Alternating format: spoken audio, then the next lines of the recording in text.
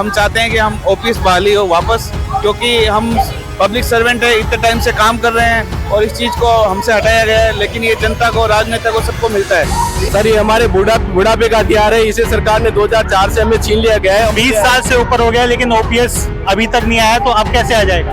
अब अगर एनपीएस या यूपीएस अच्छी होती तो नेता सबसे पहले खुद लेते, लेकिन एनपीएस को क्या कर रखा है इन्होंने, शेयर मार्केट पे आधारित कर रखा है। नमस्कार दोस्तों, इस वक्त हैं हम जंतर मंतर पे। आप देख रहे हैं मेरे पीछे धरना चल रहा है, जो है दिल्ली यूनिवर्सिटी और कॉलेज के कर्मचारियों द्वारा दिया जा रहा है।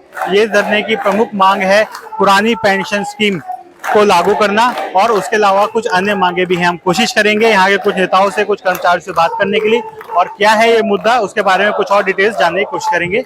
आप हमारे साथ बने रहिए। नमस्कार सर, ये क्या मुद्दा है? नर्सिंग ऑफिसर्स एसोसिएशन दीपचंद बंधु हॉस्पिटल, बताइए।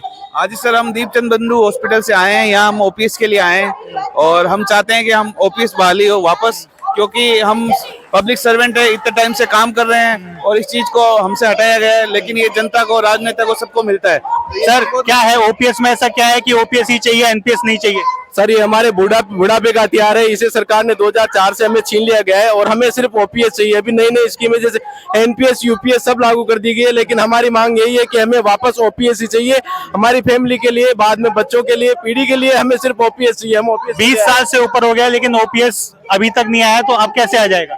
जब हम ये पूरी डिमांड कर रहे हैं, पिछले काफी सालों से हमारी डिमांड रही है। सरकार जानती तो है कि एनपीएस अच्छा नहीं था, अगर अच्छा नहीं था तभी उन्होंने यूपीएस लाया, और हम कह रहे हैं कि जो आप यूपीएस का जो हमें चाबी देना चाह रहे हो, जो मीठी गोली देना चाह रहे हो, हमें वो भी नहीं चाहिए। अगर यूपीएस और एनपीएस इतना ही अच्छा है, 2004 में भारत सरकार ने इसको बंद किया, क्यों किसी भी जो पार्टी के नेता हैं या विधायक हैं या एमएलए हैं, एमपी है, उनको ओपीएस चाहिए, चाहे वो 2015 में जीते, 25 में जीते, 29 में जीते, 34 में जीते, उनको ओपीएस चाहिए। हमें क्यों वो यूपीएस और एनपीएस देना? नेताओं को ओपीएस और कर्मचारियों को एनपीएस यूपीएस में घुमा रहे हैं, क्या चक्कर है? ये क्या है, लोग अपना घर बनाना चाहते हैं। अब अगर एनपीएस या यूपीएस अच्छी होती तो नेता सबसे पहले खुद लेते, वो नहीं चाहते हैं कि भाई अब ओपीएस हम कर्मचारियों में क्या है, एक फिक्स है अमाउंट है जो रिटायरमेंट के बाद है, फिक्स अमाउंट है, मिल जाता है।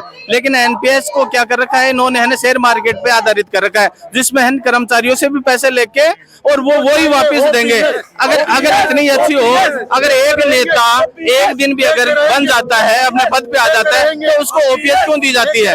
तो उसको भी एनपीएस दिया जाए या फिर बंद की जाए, उनकी भी है ना ये मांग। नेताओं को ओपीएस और कर्मचारियों को एनपीएस, ऐसा पक्षपात क्यों? ये तो जनता की सरकार है, 3 बार जनता ने जिताया, तब भी ये सरकार का एक लॉलीपॉप है जो यूपीएस और एनपीएस के लिए सरकारी कर्मचारी को पकड़ाया गया है। हमें चाहिए ओपीएस, हमें चाहिए ओपीएस। इसके बाद क्या करेंगे सर? यहाँ पे ये तो धरना हो गया, सब लोग घर चले जाएंगे, कागज पहुंच जाएगा नेताओं के पास, लेकिन मांग आपकी पूरी नहीं होगी, तो इसके आगे का क्या प्लान है?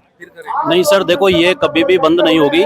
ओपीएस की मांगे हमेशा चलती रहेगी, जब तक हमें ओपीएस नहीं मिल जाता तब तक हम इन मांगों को नहीं रोक सकते। तो हमें फाइनली ओपीएस चाहिए और ओपीएस सरकार को देनी होगी। गवर्नमेंट जैसे एनपीएस में हमारा पैसा लगा के रखती है, तो वहाँ एक रिस्क होता है, वहाँ जरूरी नहीं है कि वो ज्यादा % हमें मिल पाए, तो वहाँ एक रिस्क है। तो इसलिए हमें ओपीएस में हम सेफ हैं, तो हमें ओपीएस चाहिए। फाइनली हमारा हक है ओपीएस, तो ओपीएस लेके रहेंगे।